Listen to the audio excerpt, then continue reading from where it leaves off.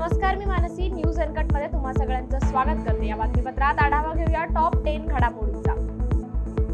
पंतप्रधान आवास योजना या योजनेची सुरुवात 2015 साली करण्यात आली. या योजनेअंतर्गत ग्रामीण भागातील गरीब स्वतःचे घर बांधण्यासाठी सरकारकडून पैसे देण्यात आले. सरकारने आता या योजनेच्या नियमात बदल केलाय. एखाद्या अर्जदाराचे मासिक उत्पन्न 15,000 रुपये असेल, तसेच त्याच्या घरी लँडलाईन फोन असेल किंवा संबंधित अर्जदाराच्या घरी दुचाकी फ्रीज असेल तरीही त्याचा अर्ज ग्राह्य धरला जाणार आहे. त्याला बाद ठरवले जाणार नाही.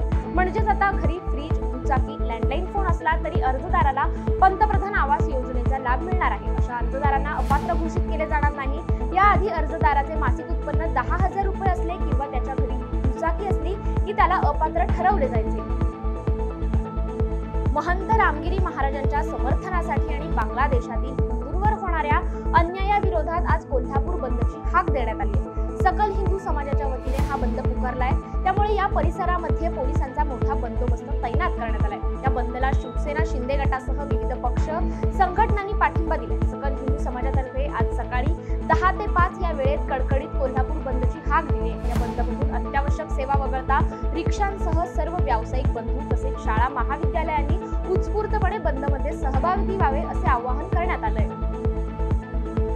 महाराष्ट्राचे ज्येष्ठ नेते शरद पवार यांना केंद्र सरकारच्या वतीने झेड+ सुरक्षा देण्यात आली आहे. केंद्रीय एजन्सीने संभाव्य धोक्यांचा आढावा घेतल्यानंतर महाराष्ट्राचे माजी मुख्यमंत्री शरद पवार यांना उच्चस्तरीय सशस्त्र VIP सुरक्षा कवच देण्याची शिफारस केली.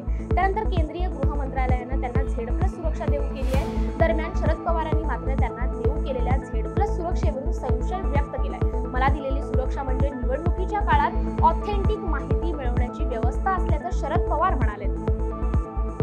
UPSCची तयारी करणाऱ्या विद्यार्थ्यांच्या आंदोलनावरून शरद पवार यांनी राज्य सरकारवर केलेल्या टीकेला सुधीर मुनगंटीवार यांनी काल प्रत्युत्तर दिले. सत्तेत नसले की कुठल्या तरी समाज घटकांच्या समस्येची आठवण काढत आंदोलने पेटवायची शरद पवारांची जुनी सवय असल्याचे सांगत महाविकास आघाडी सरकारच्या काळात विद्यार्थ्यांचे प्रश्न गंभीर नव्हते का? मग तेव्हा शरद पवार मैदानात उतरले नाहीत. मात्र आता निवडणुका आहेत तर लगेच मैदानात उतरणार म्हणतात, असा आरोप मुनगंटीवार यांनी केलाय.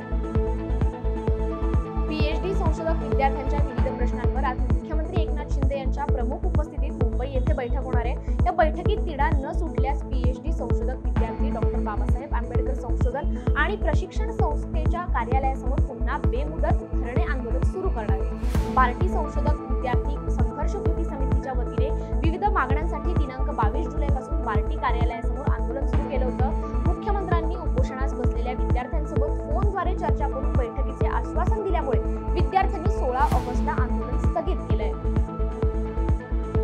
राज्यात एकीकडे महिलांवर अत्याचाराच्या घटनांवरून राजकारण तापलं असताना दुसरीकडे विधानसभा निवडणुकांचे वेधही सर्वच राजकीय पक्षांना लागले. त्यासाठी रणनीती आखायला आणि विधानसभा मतदारसंघाची चाचपणी खेळायला देखील सुरुवात केली आहे. अनेक पक्षांच्या नेत्यांचे राजकीय दौरे व गाठीभेटी पाहायला मिळतात. त्यातच लोकसभा निवडणुकीत मनोज जरांगे पाटील यांच्या आंदोलनाचा मोठा फटका महायुतीला बसला असून महाविकास आघाडीला फायदा झाल्याचं स्पष्ट झालंय. त्यामुळे जरांगे यांच्या भेटीसाठी नेते मंडळींची रांग लागल्याचं दिसून येतंय.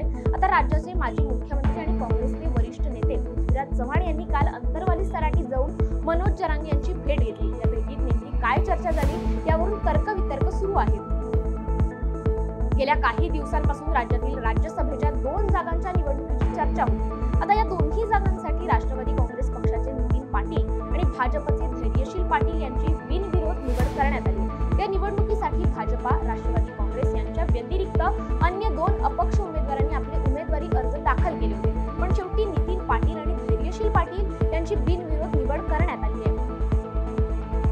लोकसभा निवडणुकीनंतर आता विधानसभा निवडणुकीचे वारे वाहू लागले. या पार्श्वभूमीवर आता सर्वच राजकीय पक्षांनी निवडणुकीसाठी जोरदार तयारी सुरू केली. नुकतेच राष्ट्रवादी अजित पवार गट, शिवसेना ठाकरे गट, भाजप पाठोपाठ आता नाशिकमध्ये काँग्रेसचा पदाधिकारी मेळावा आज पार पडतोय.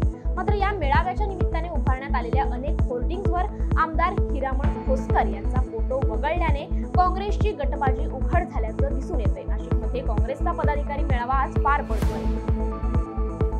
अलीकडेच केंद्र सरकारने आणलेल्या वक्फ दुरुस्ती विधेयक 2024 वर चर्चा करण्यासाठी स्थापन करण्यात आलेल्या संयुक्त संसदीय समितीची काल दिल्लीतील संसद भवनात बैठक पार पडली. सुमारे 6 तास चाललेल्या या बैठकीत वक्फ विधेयकावर सखोल चर्चा करण्यात आली. त्यावेळी विरोधी खासदारांनी नाराजी व्यक्त केली आहे.